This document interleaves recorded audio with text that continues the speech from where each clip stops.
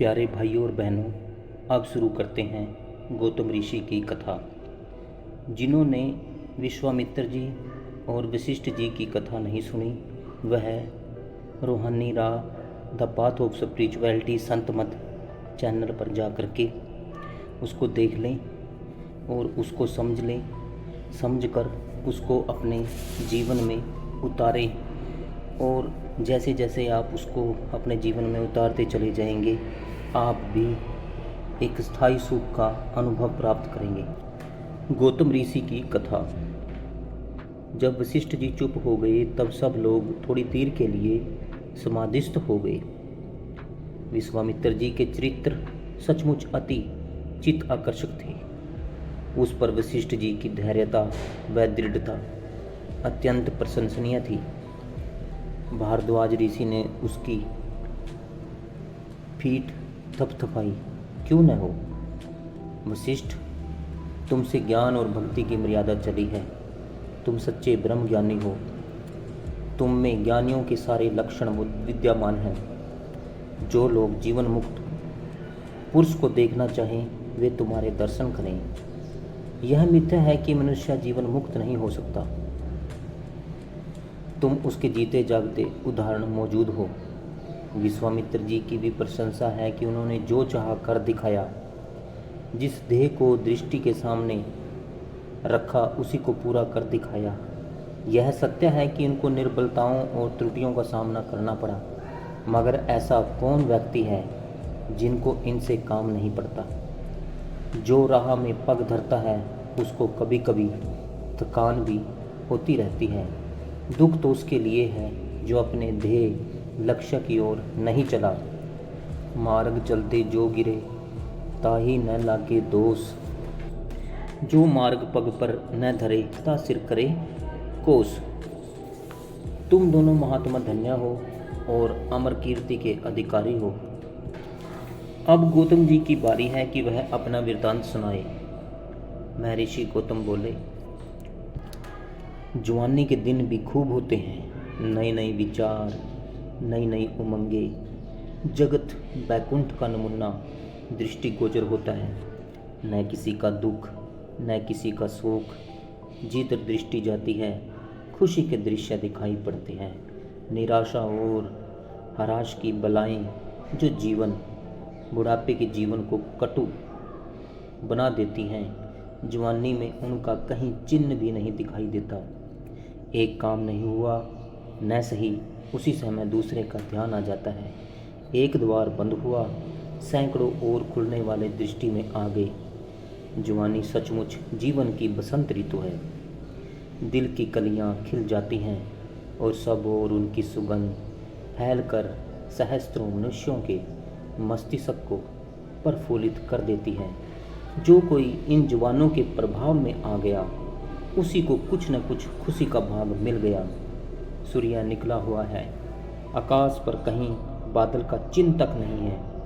उसका प्रकाश चारों ओर इस तरह चमक रहा है कि उसके अतिरिक्त और कुछ दिखाई नहीं पड़ता।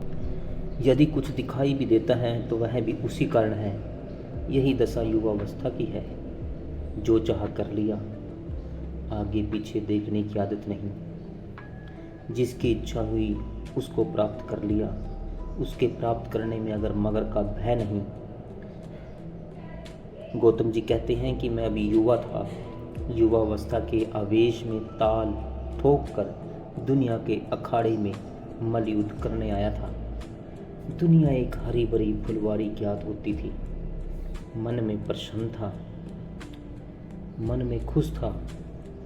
मेरी प्रसन्नता की कोई सीमा न थी।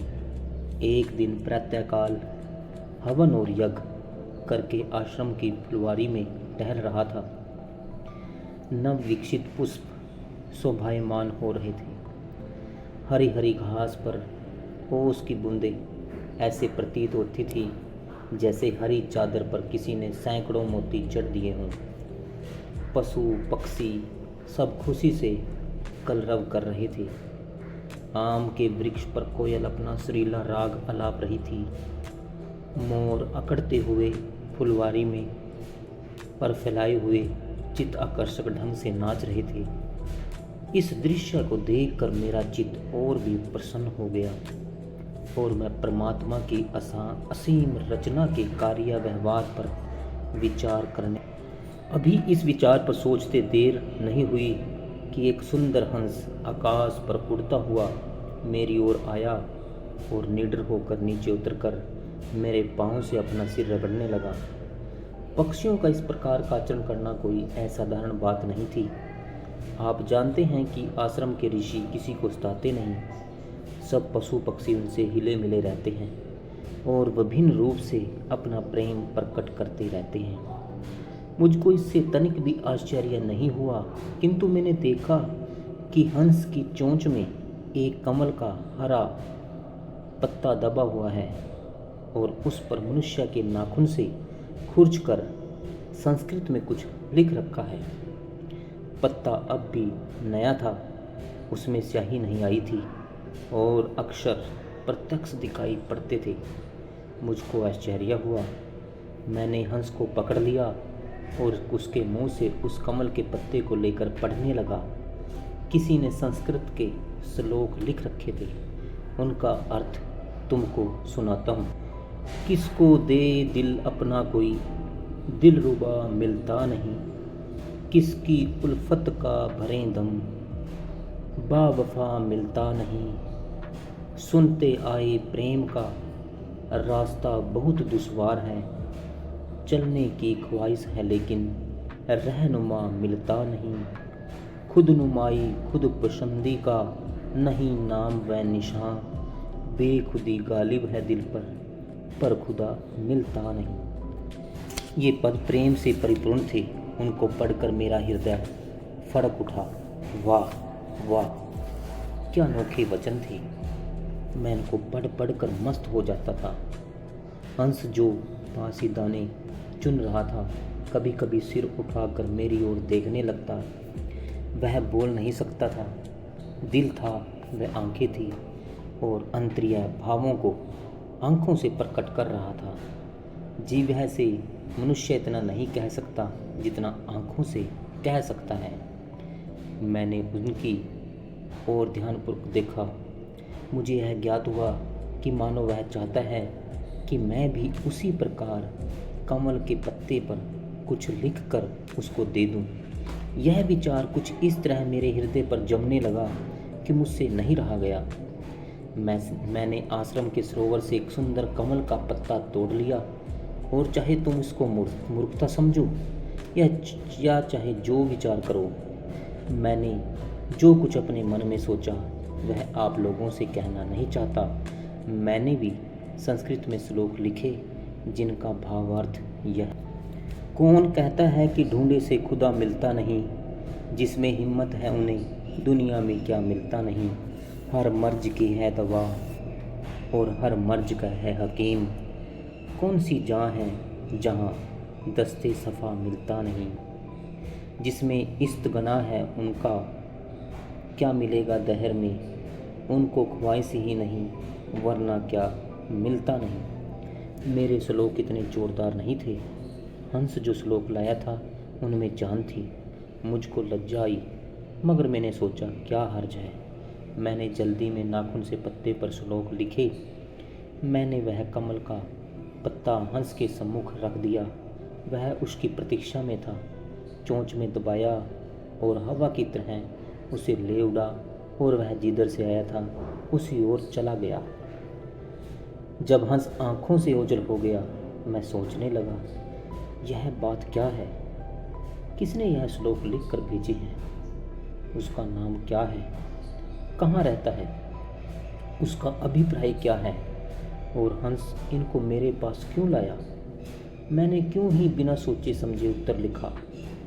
पढ़ने वाला इससे क्या परिणाम निकालेगा? अच्छा, जैसे उसने अपना नाम नहीं लिखा वैसे मैंने भी नहीं लिखा। प्रथम तो उससे मिलने की आशा ही नहीं है, लेकिन वह मिल गया तो मैंने कोई बात ऐसी नहीं लिखी जो लज्जित करने वाली हो। देखें कि उसके पर्दे में क्या प्रकट होने वाला है। सबसे अधिक आश्चर्य की बात तो यह है कि यह हंस मेरे ही पास श्लोक क्यों लाया, किसी अन्य के पास क्यों नहीं ले गया।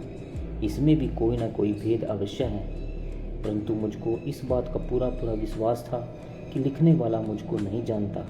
यह केवल ईश्वरीय लीला है जिसने हंस को मुझ तक पहुंचा दिया। मेरा बहुत सा समय इसी प्रकार के सोच विचार में व्यतीत हो गया। मैंने उस दिन और कुछ काम नहीं किया और न मन ग्रंथों के पढ़ने में लगा। जब सायंकाल हुई, मैं वाटिका में समिधा चुनने के लिए गया, क्योंकि संध्या के हवन के समय उनकी आवश्यकता पड़ती है।